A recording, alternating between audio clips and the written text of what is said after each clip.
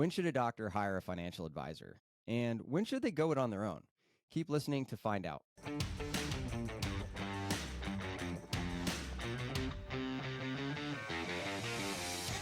Welcome to the Money Meets Medicine podcast, where we talk all about the personal finance topics you wish you had learned in medical school.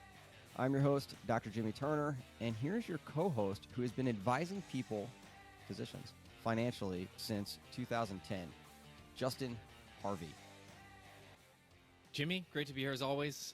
Yeah, I got into the industry in 2010, kind of by accident / process of elimination. I don't know how old you were back in like the 08, 09, and 2010 era, maybe a year or two older than me. But you may recall, actually, if you were in med school, you probably don't recall, but it was a crazy time economically. The stock market, I have this distinct memory of being an intern at this advisory firm where I ended up working for a few years. And the guy next to me, who we called him the encyclopedia, was his moniker around the office.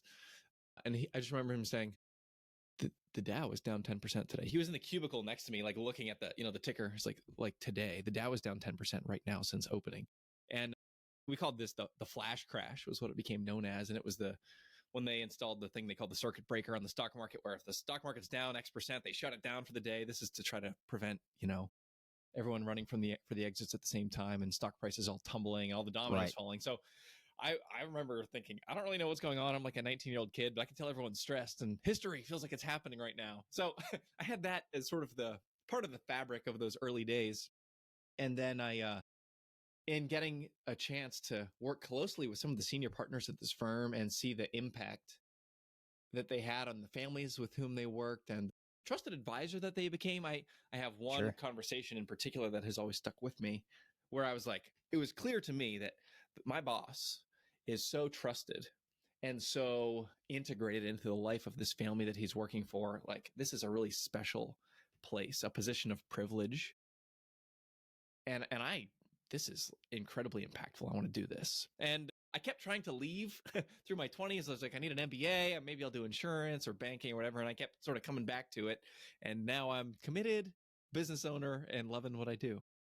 Yeah, it's always funny hearing people's journey and how they got to where they finally end up being. And it reminds me a little bit of, when people ask in medicine, hey, what's your specialty and how did you decide to do that? And hearing people go through all the different stories and like, yeah, I came in as thinking about pediatrics and I was thinking about ENT surgery. And then I thought about, and so like, I didn't decide on a specialty like way late in my fourth year of medical school and basically right before you had to start applying. And so everyone takes that winding road. Justin, I'm excited. So on this episode, we're going to talk about which, kind of doctor needs a financial advisor, what to look for, and then the value add that financial planners provide. And I think it's going to be really interesting because we're actually going to talk about this not from just like an anecdotal experience standpoint, although I'm sure there'll be stories and anecdotes along the way, but also from like a study that Vanguard did and, what they showed in terms of value adds for advisors. And I'm really looking forward to picking your brain on those things that study found. Before we dive in, just a reminder that there are 3 tasks that every physician in training and physician leaving training or just thereafter needs in terms of personal finance foundation. That's a student loan plan, own occupation disability insurance, and a financial literacy foundation, which is why those are the 3 things we help doctors with at Money Meets Medicine.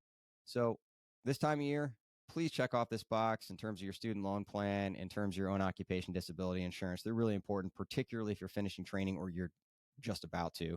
That is fundamentally important. I can't tell you how many emails I get. Hey, Jimmy, I'm 12 months out from training. What should I do for disability insurance? And come to find out they should have gotten the guaranteed standard issue policy that they had available to them and they didn't do it. Please don't be that person. Make sure that you're protected. You can do all of that at moneymeetsmedicine.com. Justin, I am super curious about this. So when I talk to doctors about this, because I like to make frameworks and things like that when I'm thinking through things, I often talk about the 3 groups of doctors, right? The group of doctors that's the outsource group, they kind of outsource everything like their lawn care, their dry cleaning, and also their financial advisory services. And then the second group's like the dot the I's, cross the T's group. They know enough about personal finance. They could probably maybe consider going it on their own, but they want to make sure that people are dotting the I's and crossing the T's. So they seek advisory help to make sure they're not doing anything stupid. And then there's the do-it-yourselfers, which in my experience is a very small fraction of physicians. There's probably a larger portion of physicians listening to this show because they're interested in personal finance, as part of the Money Meets Medicine community. That said, it still ends up being a pretty small number. And it's fascinating to me that even people that are extremely financially literate can really benefit from financial advisory services. And they just haven't really thought through why or how. And so all three of those groups can benefit. I think that the first and second group, that outsource group and the dot the I's, cross the T's group in particular, need to get help. And unfortunately, the further you go down that financially illiterate rabbit hole, the more they need help. And unfortunately, the more likely they are to be taken advantage of, in my experience.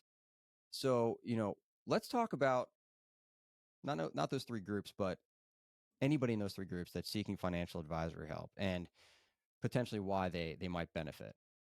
There's a lot of different benefits, and one of the things, there's the sort of the subjective way to express the felt benefit of, you're going to have peace of mind, you're going to know that somebody else is worrying about implementation, you're going to know that there's someone else paying attention when you're on vacation, or those types of questions. And then there's the concrete objective, we've done the best we can to quantify the actual value, and I want to talk about both of those. But before I do, let me tell a quick story, because this gets to something we were talking about off the air. And oh, dear listener, if you could hear the conversations that we have before we're on the air, it's always interesting. But in that vein, yeah, go ahead, Jim. I'm gonna hit record sometime and not tell you, and then we're just gonna blast it everywhere. That's okay. So I was at an ASA meeting, the American Society of Anesthesiology, a while back, and I had some partnership with the ASA for a while with my firm. And I remember sitting down with one of the people sort of responsible for being a liaison for the corporate partners and the rest of the org. And I sat down with him and somebody else, and he introduced me. Oh, this is Justin. You can trust him. His wife's an anesthesiologist, yada, yada. And he went on and on and on. I was in my head, and I don't know why this was at the time, but now I kind of have pieced it together. The alarm bells were ringing. Because it's true. Yeah, Sarah's an anesthesiologist, and that's great. But I can tell you, there's a lot of physician spouses out there. And there's a lot of different ways to frame this sort of relational problem. It could be, oh yeah, he's married to a doctor, or oh, he's my brother-in-law, he would never, or oh, that's my cousin, they would always do me right. But the fact is, the vast majority of the 300,000+ advisors in America are operating in pretty profoundly conflicted business models that incentivize them to, work with the most number of clients and do everything they can to monetize those relationships, especially if they're working for a publicly traded company or even a mutual company, which is definitionally owned by the policyholders, but still tends to be a locus of profound conflict. So I'll just start by saying, if we're talking about advisors, don't necessarily hire your brother-in-law or hire the person, oh, he's actually married to someone in our group, and now he's working with everyone in the group, and I should work with them too. Because I can tell you, I had one of my clients fire the guy who was working with everyone in the group and start working with us, and it's like the blinders came off. And not only did we have to undo a bunch of the usual damage with permanent life and a variable universal life and some other stuff, but there's a whole slew of other strategies that weren't even being considered by this guy who was quote unquote the insider because of those pre-existing relationships. So if your instinct is to lower your guard because of that other relationship, I would say you want to be doubly careful and consider, do you really want to have both a professional and a personal relationship with this advisor? I think this is really, really important. And the tactic that I take for this is, and the reason why is because I have friends that are doctors who are married to financial planners, financial advisors, usually more masquerading as insurance, salesmen, financial planners. And it's an interesting thing, right? Because I know those people personally. And then I also know them from a professional standpoint in terms of the recommendations that they make to friends of mine that they end up servicing. And unfortunately, that end up being really, really bad advice sometimes. And so the distinction I make here is that, and maybe it'll be worth kind of, sharing the anecdote that I like to give on this, which is actually, it's in my second book, Determined, because I love this as an example. But, this guy Milgram did the Milgram experiment on shocking people, and basically had different variations. But the idea was that they had the shock board, and on the low end, it was, these mild shocks, and then it would gradually go up until it was XXX lethal shocks on the far right of the board. And the person would come in, and for $20, they'd pick their name out of the hat, and they didn't know if they were going to be the person getting shocked or the person, administering the shock. And they didn't know that the person being shocked was an actor and that they were always going to be the shocker. But basically, they had to go up the board every time the person got an answer wrong. And they naturally built this in such a way that they would get it wrong enough times that you'd have to go all the way up the board. And the only way the person could stop is if they told them 3 times, like, I don't want to do this. Please, I don't want to be here anymore. And the person in the large white coat would say, no, you must continue. Like the beatings must go on until morale improves, essentially. And it's amazing, but for like $20, a significant portion of people, like more than half, came in as normal human beings that day and then administered what would be a lethal shock to somebody. In other words, they were willing to kill someone. And the fascinating thing about this is 2 things. One is that a good person in a bad environment will do bad things. This has been studied psychologically. Like, this isn't like, hey, this is Jimmy Turner's opinion. And so for me, when it comes to this conversation, I really like to focus on telling people your brother or sister or best friend or whoever that happens to be a financial advisor at these large mutual fund companies, for example, they aren't bad people. They are probably good people that sleep at night working in a bad system that they don't realize is doing bad things to people. And so you have to separate those 2 things, because otherwise it becomes, in my experience, very offensive. Like, no, like there's like, I'm saying this is a terrible human being who's doing terrible things to you, that sold you bad investment or insurance products. That's not what I'm saying. What I'm saying is that they're paid by a very large publicly traded company who has trained them to think that these things are good. And so they're still a good person. You can still go have a beer with them. There's still someone fun to go to a football game and go to weddings with. They're still good people. Just like Milgram's experiment showed that good people will come in and shock somebody to death, right? If an authoritarian figure is standing there telling you have to do it, I don't like confusing those 2 ideas. Like, I like separating them very much. And so when you say that, I agree. You need to put your guardrail up when it Yeah. comes to this topic, but don't make it mean that the person doing bad financial advisory work is a bad person. Those are not the same thing. Absolutely. Yeah, that's a depressing and famous study that I kind of shudder every time I think about. And you have to put yourself in that, sitting in that chair with a guy in a white coat looking over your shoulder, and you got the slider, and like, oh man, I wonder when would I tap out of that? Yeah, the second thing that study showed, which isn't really germane to this example, is that they had 3 different variations. One where, like, you had to go in and, like, take the person's hand and actually put it on the shock plate before you administered it. And then the next one, they had them separated. Like, you could see them through the glass, you could hear them, but you weren't physically touching them anymore. And the third one, all you could do is hear them through like a microphone or, the speaker on the wall.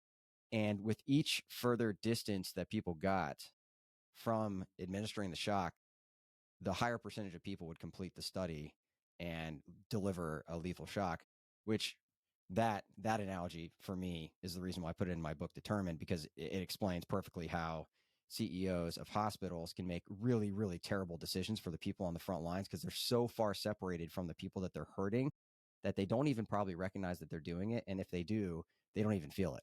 And so, we know the further separation there is between the people being hurt by the person hurting them, the more likely they are to hurt them without maybe even knowing. So, Justin, on this, you sent me this Vanguard study, which I find fascinating. And I'm not going to lie to you. When I see some of these numbers, I'm like, there's no way this is true. Like, false advertising, false study from Vanguard. But then you walk me through this and kind of broke it down into the different categories. I'm like, I mean, I can buy this a little more. So why don't you just walk us through, like, the overall, like, what did this study show? And then maybe we can talk through, like, the different pieces of it and how it may or may not relate to people that are listening, and whether they should get an advisor based on the benefits this thing demonstrated. Yeah, so we'll throw a link in the show notes for this one to reference this white paper. It's Vanguard, and there's a number of others, Morningstar, Russell. A number of investment companies have sought to quantify the value. So I'm going to mostly limit the scope of today's conversation to the quantifiable benefits of the advisory relationship, and setting aside I tell people my job is a third statistics, a third economics, and a third marriage counseling. That marriage counseling part is often what keeps people around. That's very important, but Vanguard doesn't care about marriage counseling. They're only interested in the sort of quantifiable benefit.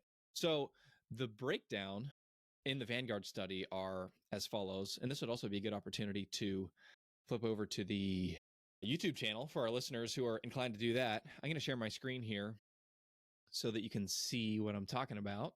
And the list is: number 1, suitable asset allocation using broad diversification. Number 2, cost-effective implementation, meaning keeping your expense ratios, the costs of the investment components, as low as possible.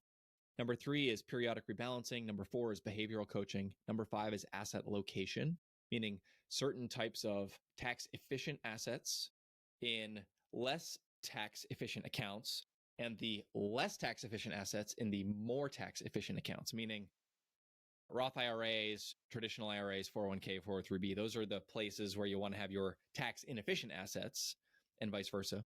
Number 6 is spending strategy, meaning withdrawal order in retirement. When you begin to draw down those assets, how do you do it in a way that manages your tax burden?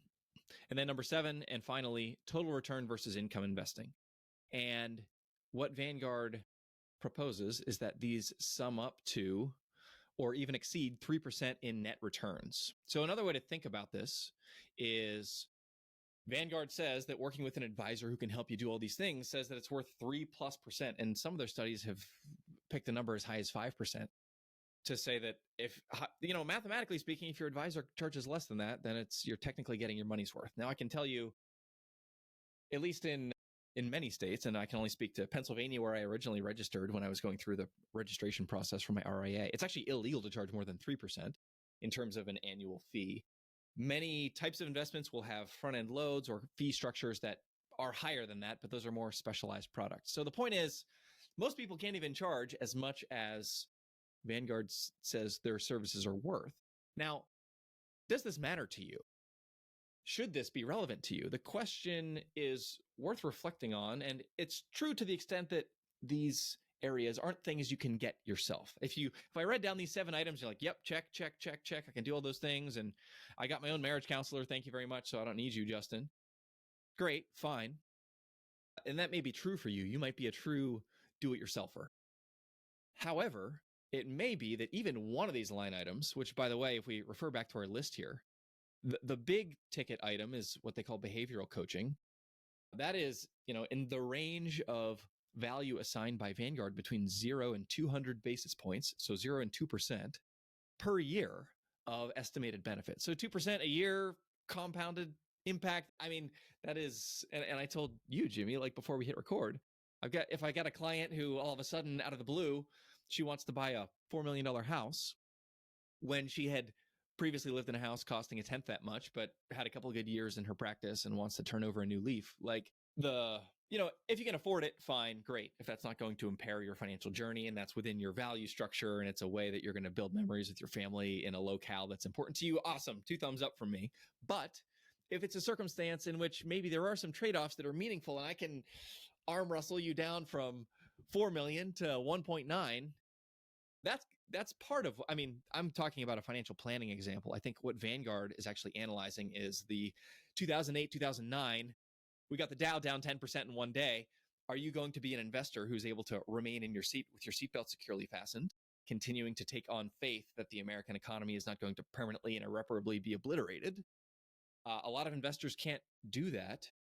Advisors who can help investors weather that storm can add value significantly in excess of 200 basis points a year. But with this line item in particular, that is what is being referred to.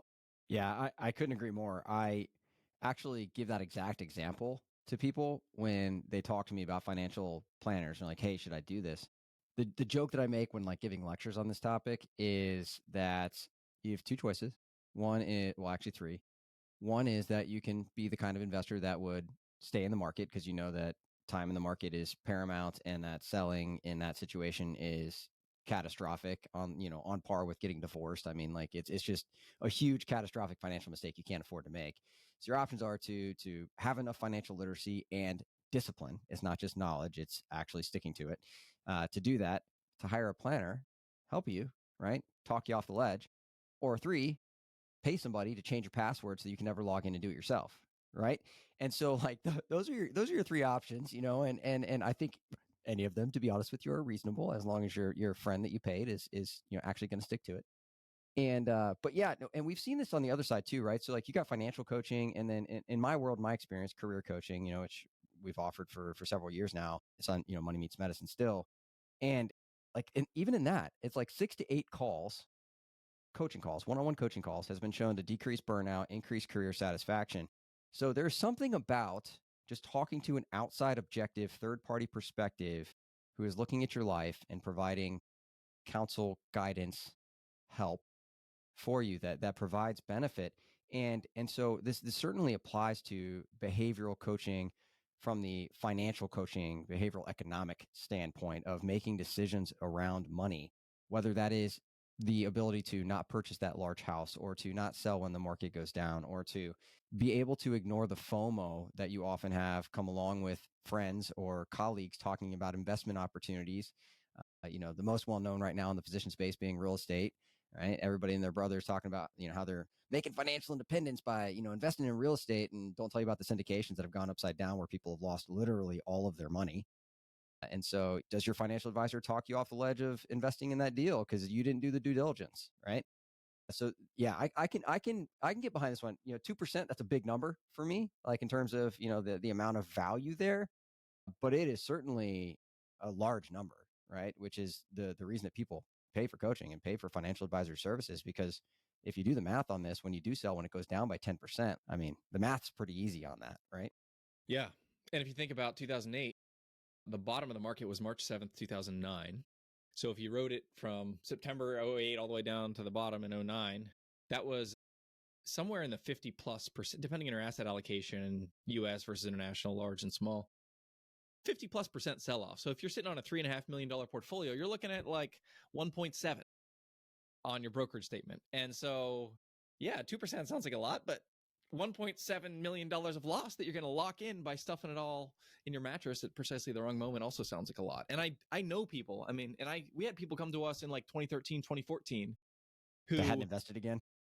yes, it was in a checking account, and they're like, okay, it's been 5 years of bull market. I I'm feel like it's ready. time to get back on the train. It's like, well, you can, but you would have been back to where you were had you kept your head about you. And I'm not here to minimize that. And I will tell you, even advisors are stressed in those moments. In some cases, particularly advisors, because we take, part of what you pay me to do is you pay me to put your problems on my back and carry them around.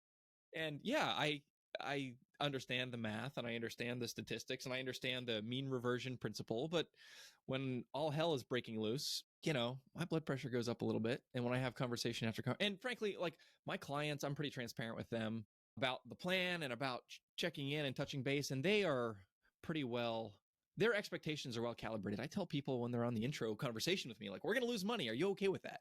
Because if you're not, I'm not your guy, and you shouldn't invest in the stock market. You should, do some insurance-based product, and you're significantly going to limit your upside, but at least your portfolio is never going to go down, and you can pray to God that the insurance company remains solvent. But this principle, it causes stress for everyone. And the fact is, if you're going to make money in anything, you can only do that when assets are at risk, when there is volatility. Because if you want assets to not be volatile, you put them in a checking account. And how much money can you make there? Zero. And actually, you're eroding significantly in terms of purchasing power because of the massive amounts of money that the government is printing. Yeah. And to go back to your point that you made earlier in the show, I actually, so I get invited to, various communities to talk about entrepreneurial coaching, building an online business, and, there are people interested in doing the same thing, so, hey, Jimmy, how do I do X, Y, and Z? And inevitably, one of the things that comes up is kind of the offer. And so when you're talking about like this behavioral coaching, and you mentioned earlier, like that peace of mind versus the very concrete pieces that we're going to talk about, one of them in a second, I'm actually really excited about. It honestly goes to sales, right? So like if the example that I give people all the time is if I just tell you, hey, I'm a weight loss coach, right? You're like, okay, I'm like, yeah. Do you want me to help you like lose weight? And you're like, I mean, maybe, I don't know. But if you have like the pitch where you're like, hey, I am someone who will take you from being embarrassed to wear your t-shirt at the pool and take it off to having a 6-pack abs in 6 weeks, right? That's what I do. All of a sudden people are like, oh, that's what I want, right? And then like you have infinitely higher sales because people can concretely understand what they're getting. And I think with the behavioral coaching piece, like those of us that swim in these waters all the time, we can see how valuable this is. I think it's a little ethereal to the person that's getting the help, how valuable behavioral coaching is in terms of these moments that we're talking about. one of the concrete things, the six pack abs version for, financial planning, is the withdrawals, right? So I've actually mentioned this before on the show, I think recently even, that tax efficient nature of taking money out in the correct order, the amount of money that's saved. Now, I've actually even gone on air and publicly said, this is probably one of the reasons that I'm going to hire a financial planner toward the end of my investing career, because I know that there are probably things that I am unaware of. There are tax strategies that are out there, and there's certainly an order of operations that can be done well, right? Or you could do it on your own, but you're going to cost yourself some money. And so the question becomes like that debate of like, is this worth the cost? And in this study, they showed 1.2%, right? And so that's a big number. I mean, that's moving the needle, and not just like in a, hey, I'm a weight loss coach, I can help you lose weight, but like, let's get six pack abs at the pool. Like, I'm going to save you 1.2% from your taxes. Yeah. 1.2%. So that's 12 grand per million. If you want to put this in dollar terms, if you're beating up your financial advisor about their fee, think about this number. And obviously I'm speaking as an advisor here. I'm a little conflicted in my affiliations, but you're totally right. And we talked about I liken the 60s as the, thinking, harkening back to what the 60s looked like as a decade in American history, and so many crazy things happening, political assassinations, wars, and threats of nuclear, meltdown, and all these things. For a professional, this is often the period in which they, if you're on sort of the normal path, and we'll call it a normal, like, high income path, where you don't want to retire when you're 70, hopefully like in your late 50s, maybe you're trying to punch out for the last time. That makes the 60s a time of immense opportunity, because the things that you do in terms of funding your lifestyle, and the ways that you access and even shift around, change the composition of your assets, the tax treatment of the pre-tax, tax-free, and taxable assets, the things that you can do in that decade are immensely valuable. And you want to think about the tax brackets. I can incur some income, because the classic problem is I've been stashing money in my 401k for, 23,000 a year up until age 50. And then I got the catch up where now it's like 30,500, I think, is the limit with the inflation adjustment. Do that for another decade, and you've got a handful of millions in a 401k. It's all pre-tax money. If you've never done backdoor Roths, then that's all you've got. And all of that is going to incur ordinary income tax as you draw it down. If you think critically about how do I handle this through my 60s, there's a lot of that lower end of the tax bracket, the 0%, the 10% and the 12%, you can get up into the six figures, especially if you're married, where you can migrate that money. You can lock in that 11% effective tax rate, pay the tax today, and move money, shovel it as quickly as you can between age 60 and age 70 is kind of the other limit that I usually use when you are going to initiate your Social Security, assuming that all works with your financial plan. But you're shoveling it from your pre-tax 401k into your Roth IRAs, doing what we call the Roth conversion, so that money can be accessed later and ultimately passed on to your heirs in a significantly tax advantageous manner. And if you're one of those docs out there who, like, you're really proud of little Johnny because he's, an MS4 and about to match into whatever program for residency, I can tell you that whenever Johnny inherits the $2 million that you're going to leave him, and he's a 45-year-old anesthesiologist making $400,000, he's not interested in distributing that over 5 or 10 years and taking that money at the top margin when he's already making doctor money, and maybe he's married to a doctor, and literally almost half of that money is going to Uncle Sam. He wants that Roth money that he can get tax free, and he's going to be really glad that you locked in that 11% effective tax rate when you were 67 years old, and now he's getting this $2 million of tax free money that for him is going to be, holy cow, like monumental generational wealth.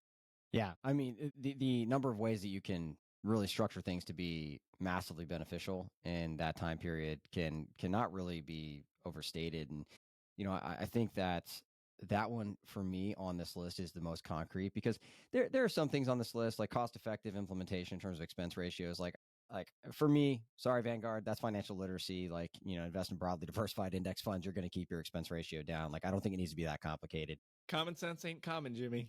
You know that too, but rebalancing, like, again, like, I mean, that's depending on how often you want to go about doing that. Time based versus band based, maybe I can get behind that. But the two ones that for me matter the most are the behavioral coaching and this withdrawal order. And maybe we'll take a second, Justin, just, from an educational standpoint. I know that there's like 5,000 different variations of fee models, but when we're looking at this, like 2 to 3% that Vanguard says, people can save by using financial advisory services. And then we're talking about, the 1% that they're paying their advisor. What do you think is more common? Like, is it kind of more common to have like the most common thing to have an assets under management model that money's coming out of your investment portfolio, or do you find it more common where people are paying an upfront post tax from their banking checking account, paying their advisor, and maybe the impact psychologically that has on people? Yeah, I think there's a generational divide here. I think historically the 1% of AUM is sort of the classic fee structure, and that is still alive and well and continue. It has been stress tested for decades and it's not going anywhere. There are among the Gen X, Y, Z crowd, the high income crowd, or even, like middle class, I would say there's really fee structures and advisory firms that are in the last handful of years. There's been a proliferation of these, and there's a lot of little sole proprietors out there that will take you on for $99 or $150 a month that will do something approaching what they would call financial planning. Now, if that's like a viable price point to do a good job, I don't know, but they're out there, and you could pay them on a monthly basis for what we're talking about. It's certainly more salient, it's a felt pain when you're stroking a check every month versus taking money out of the investment accounts that are being managed. So I would say that is a bit of it's on the plus side. It's great that people can access this. You don't need to have $1 million in an investment account. You can just stroke a check every month and access hopefully best in class advice if you get a really well qualified vetted advisor. The stroking a check every month does also create it's a lot more painful to do that even at a lower price point. Like $150, that's $1,800 a year. I mean, sure, it might be a big budget line item, but for a qualified professional who's trained for a decade or more to be helping you in a somewhat complex way, I can tell you that's not a lot of money. And if that person's managing $1 million account at 1%, that's $10,000 for them. Now, there's increased liability, and we've talked about this, like with investment management and asset management in particular. There's other ways that an advisor needs to be paid for that. But financial planning can be had by many people at a relatively affordable, transparent, you pay for it. Even on a one-time basis, there's more and more people who are doing hourly. Like Garrett Planning Network, I know, is a place where a lot of the hourly advisors hang out. If that's, and if you're in that do-it-yourselfer camp, like I built this portfolio and I'm an MD, MBA, and I understand all these principles and I just need a sanity check, someplace like a Garrett could be a good resource for you. There's a couple others too, where you're just going to pay somebody $400 an hour for 2 or 3 hours of their highly expert time. And they're going to, tell you what you're doing right and wrong and send you on your way, and you can then go implement. I think that's a very reasonable option for someone like that. Yeah. And I think it's important to realize that when the study's showing that 2 to 3% savings, that the other side, the cost, does vary greatly. I've got friends that, obviously have an AUM based model. I've got friends that, I create a comprehensive financial plan for you and spend 2 dozen hours doing that, and then release you to the wild, and you can check back when you want to. And then there's the pay by the hour, like check in when you need to kind of financial advice. So there's kind of all three models that exist out there, and even more that do. But I think it's important to understand that when you're focusing only on the cost side, you're not really paying attention to the benefit side, which is hopefully what this show highlighted is the potential benefits of using a financial advisor, and maybe even in some ways that you haven't considered before. So just for the reminder, right? So this list, the ones that made the cut to behavioral coaching, withdrawal strategy. We didn't talk as much on asset location. Maybe we can talk about that in a future show, as well as rebalancing, cost-effective implementation, keeping your expense ratio down. Those were kind of some of the highlights that Vanguard showed in terms of using a financial advisor. Justin, any other comments before we let the audience go? Understanding the ways that your advisor is going to add value will also allow you to build your own sort of cost-benefit analysis. So we're talking a little bit in abstraction about behavioral coaching. There's also very concrete ways that specialized advisors help you. Student loan planning is a big one. I had a couple experiences where I remember being on the phone, and Jimmy, you've probably had these too. It was a three-way with me and Fed Loan Servicing and my client, and they're telling them they need to get off of pay as you earn and move over to repay because they don't qualify because they make too much money. And I knew that this was factually inaccurate and going to be a massive mistake that would irrevocably boot my client from a capped plan that would cost them tens of that whole thing. We had to argue and argue and argue, ask for a manager, then ask for their manager and ask for their manager. And after like 3 hours, we finally had someone nod and say, yeah, these people were all misinformed. Sorry. Like we're going to let you stay on this plan. And that is a 6-figure event right there. If your advisor, Jimmy, you're doing the CSLP. I've done some student loan planning. I don't really like doing it anymore, but there's, talk to Jimmy if you have specific questions about this. That is an area of massive value, and for career coaching, I do some of this with my clients. There's other industry specific advisors who they say, we're the financial advisor for fill in the blank. I guarantee you that if you work with 35 different architects or 35 different, private practice physicians or 35 different fill in the blank, stock compensation, executives at certain companies, understanding how to optimize based on a certain employer benefits plan, those are not incorporated in the Vanguard study. And those are all, any one of those can be like number one by a long shot in terms of value add. So understanding what you're looking for and what the advisory offering is can help you really gauge if it's a good fit for you. 100%. 100%. So if you're thinking about that, always happy to send questions to me, Jimmy at moneymeetsmedicine.com. I can point you in the right direction. And obviously, Justin is always happy to help as well. Before you head out, don't forget, you can always head over to moneymeetsmedicine.com to snag your free copy of the Physician Philosopher's Guide to Personal Finance, as well as get student loan help, own occupation disability insurance, or enroll in one of our financial literacy courses like Medical Degree Financial University. All of that at moneymeetsmedicine.com. All right, everybody, we will see you next week. Appreciate you listening in, sharing the shows with your friends and colleagues. Cheers.